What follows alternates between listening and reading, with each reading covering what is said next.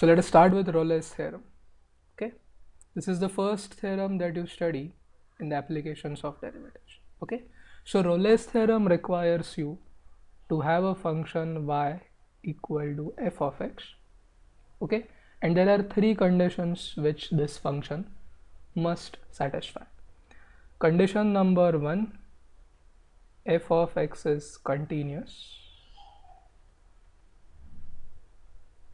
in the closed interval ab.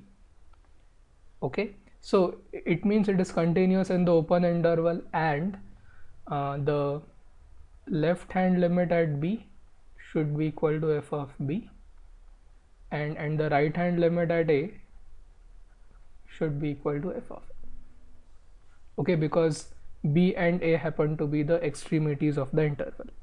Okay, b the right extremity, so we need to consider the left hand limit, and a being the left extremity, you need to consider the right hand limit.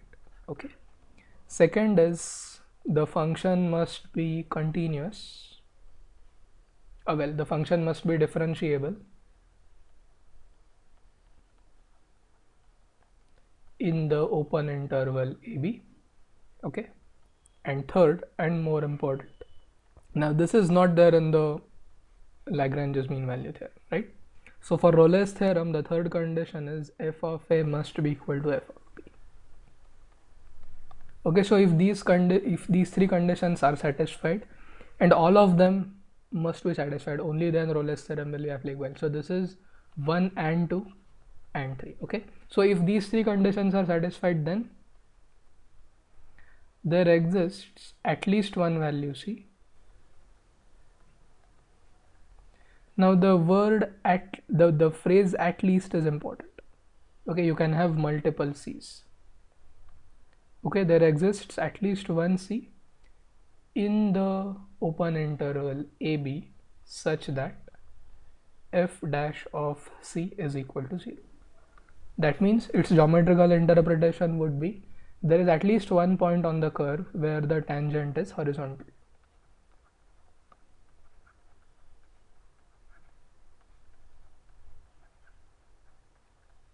Alright, in that particular interval. So let's now look at these two figures. The first figure here considers a function whose graph is like an inverted parabola. It may not be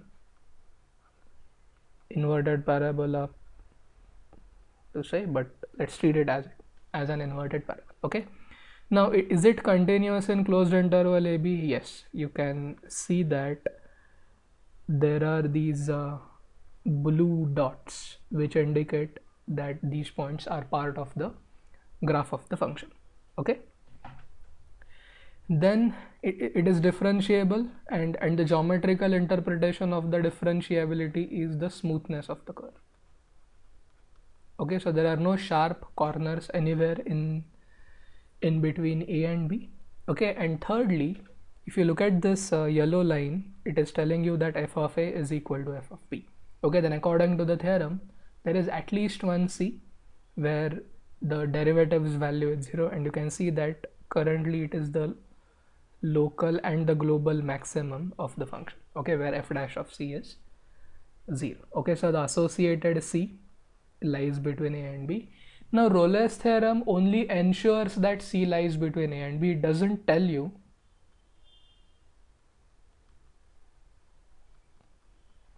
what c is. Okay, same thing with the Lagrange's mean value theorem. These theorems just tell that these are existence theorem to say. Okay, these just tell you that there is going to be a number, at least one, existing in the interval satisfying some condition. Okay, if you look at the second figure, it is exactly identical to, well, not identical, but as far as the endpoints of the interval are concerned, they are at the same level. That is, f of a is equal to f of b. The function's graph is smooth and continuous, implying all three conditions are satisfied. Okay, but in the second figure, you actually have 3 points. Okay, first, second, and third.